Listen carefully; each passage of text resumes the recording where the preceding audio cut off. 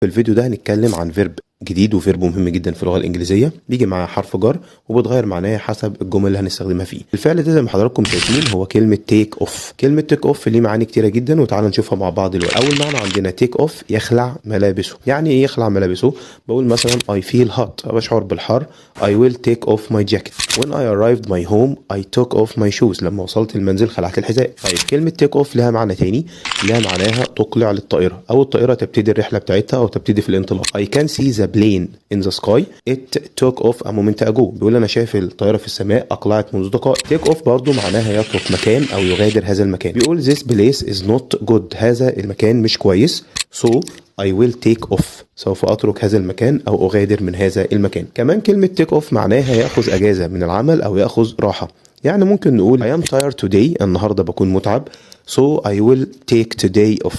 يعني هاخد النهاردة أجازة. يبقى take off